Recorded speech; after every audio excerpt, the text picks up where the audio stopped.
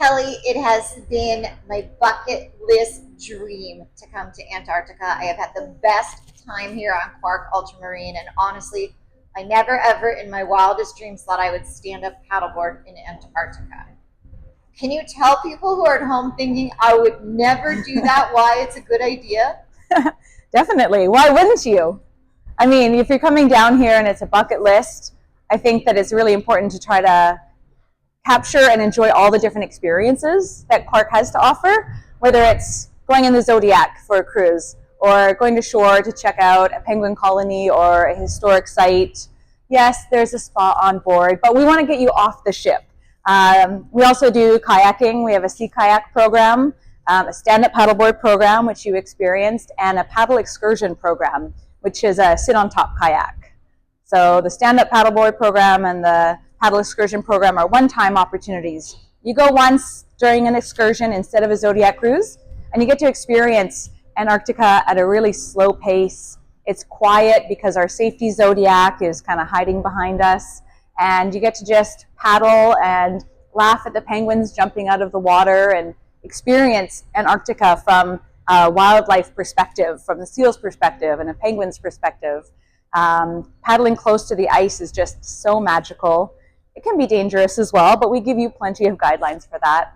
And the sea kayak program, you go multiple times. If you have more paddling experience, the sea kayak program is right for you. And if you've never paddled before, the paddle excursion program and the stand-up paddle is so fun, and we give you all of the safety gear and advice and techniques to go out and be in the world without having an engine behind you.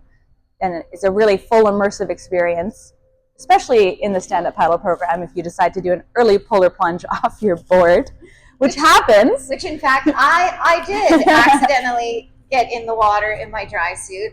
And honestly, my hat was wet and I changed my gloves and I got back up. Yeah, perfect. And we make sure you're dressed nice and warm under your dry suit. We show you how to put the dry suit on, and you have your life jacket. So a lot of people think that that is a very sort of scary or risky experience, but we make sure that we do it in an appropriate place, in the best kind of weather, and not near any dangerous ice, so that it's safe and enjoyable, and you can push your comfort zones a little bit. If you're not used to stand-up paddleboarding and you do something new or something that's maybe a little bit scary, you grow from that experience. And it's not only the paddling that you grow from, but just being here and experiencing the wild scenery that we have, as well as all of the animals that we have.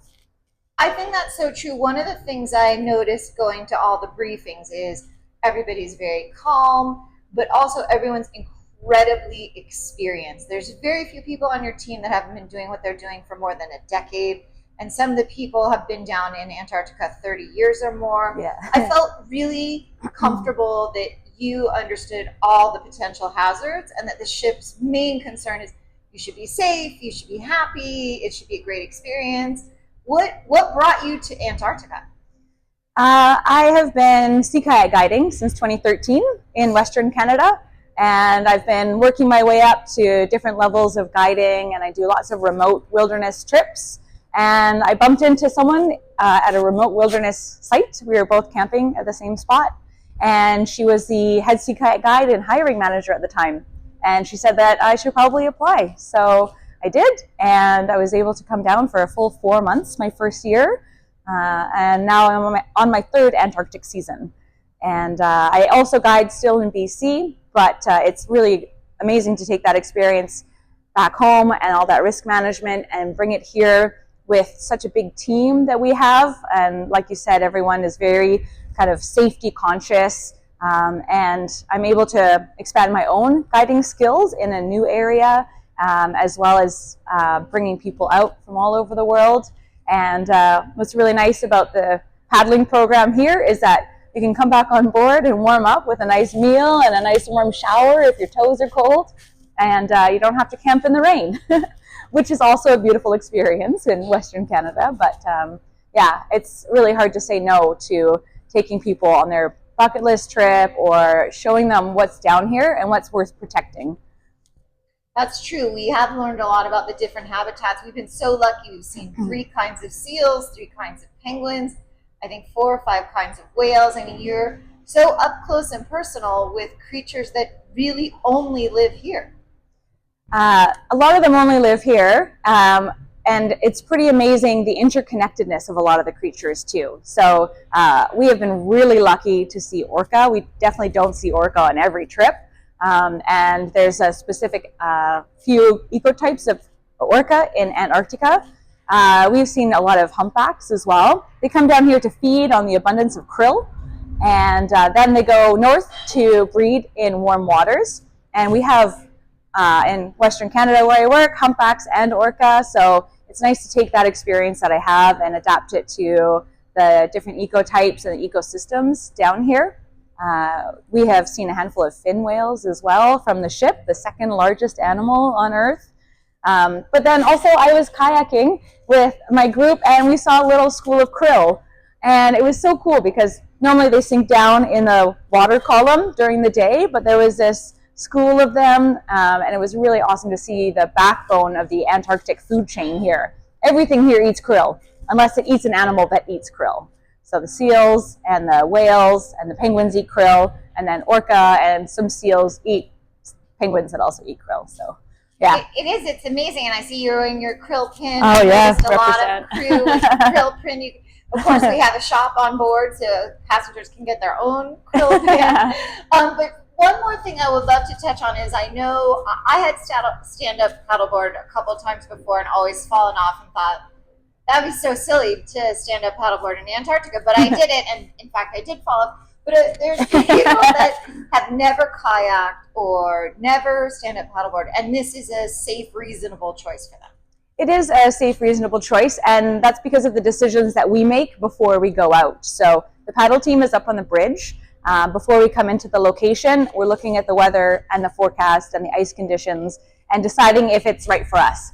Sometimes the sea kayakers, because their program has a little bit more experienced paddlers, will go out, and maybe the paddle excursion program and stand-up paddle doesn't go out. Maybe it's too windy and it's just not appropriate, but they'll join the Zodiac cruise or they'll go to shore instead.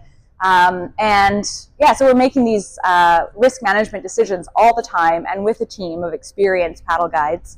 And yeah, and we give you skills and all the equipment. Like you say, you know, it's okay to fall in on your stand-up paddleboard because you're in your dry suit. On the paddle excursion boats, they're like a sit-on-top kayak. They're really wide, really stable. I haven't had anyone fall in yet, touch wood.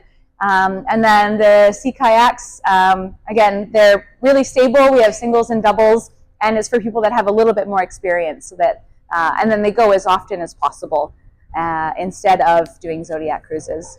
So the other thing about our adventures, we've had amazing weather, and we also went south of the Circle.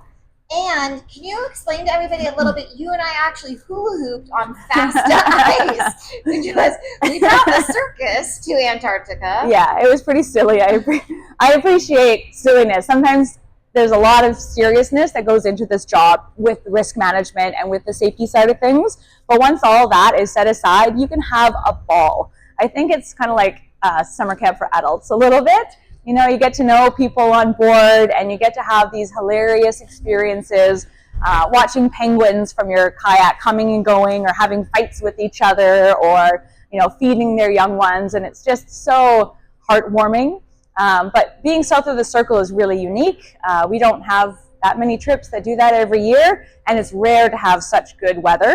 I have done a south of the Circle trip before where the wind was so awful we couldn't get off the ship for 2 days. So these things happen, but you just need to be flexible and understand that Antarctica is going to do Antarctica. It's wild, it's unpredictable, and we just need to enjoy it for everything that it has, whether it's hula hooping on sea ice or, you know, having cocktails, watching 100-knot winds out the window, being safe inside.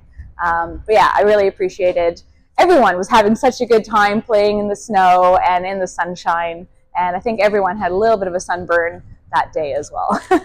And so if people are wondering, a lot of people I've met on board are like me, it's their final continent. Some people are just have always had a desire to see Antarctica.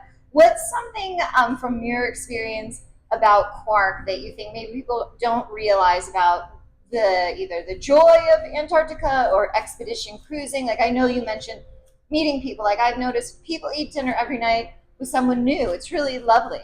Yeah. I think a lot of people come here and they have the drive to come. So either they come by themselves because they can't find anyone to come with, or they'll come with a travel buddy or their brother-in-law because they wanted to come as well. And it's a really just interesting mix of people. Everyone has super cool careers and they come from amazing travel backgrounds as well. For some people, they've maybe never traveled, but they've always been inspired by the heroic explorers of 100 years ago, or they've always been inspired by cold weather places. So yeah, the mix of people on board is really interesting. And there's so much education that goes on as well, not only from our presenters, but we have recap and briefing, and so we share little snippets of information that just help to open your eyes up to this place.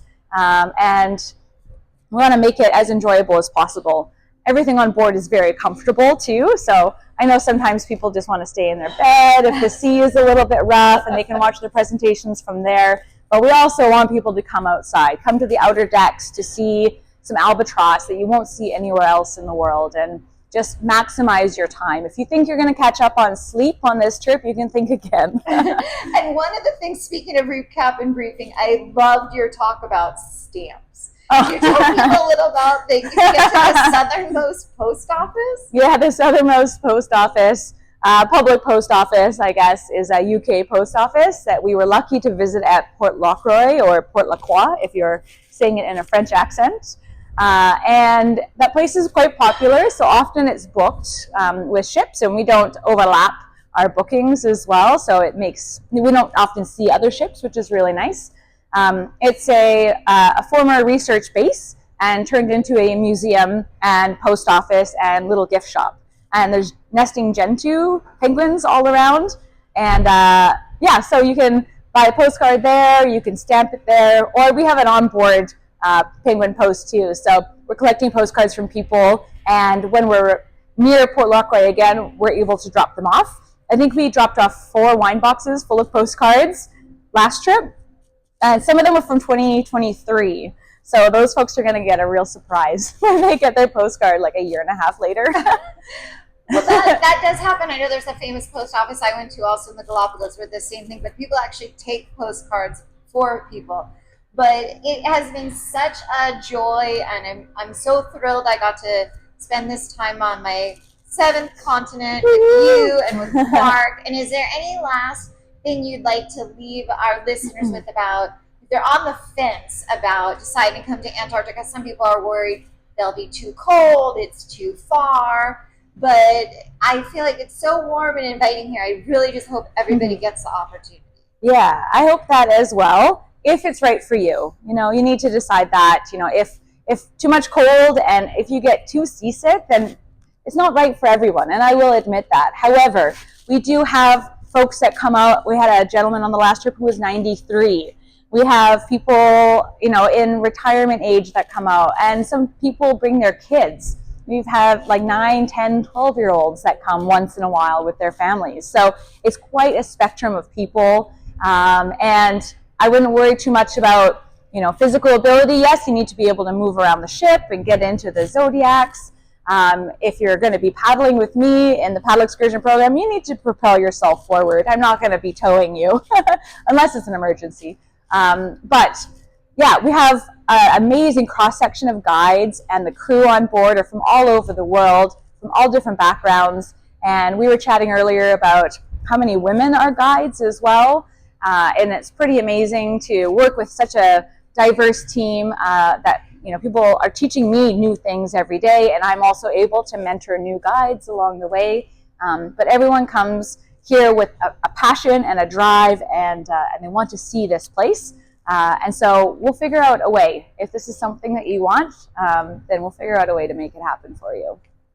Oh my gosh, Kelly, I so appreciate you taking the time to talk to me. This has been the most amazing adventure, and I wish you an amazing rest of the season, and I hope that I get to come back again. Thanks, Lisa. I so appreciate your enthusiasm, and thank you so much for bringing your hoop. I'm definitely going to get one of those for my future travels, and people are going to think I'm insane, but at least, we're insane together, and sometimes coming here can be insane, but hey, life is short, so you may as well enjoy it.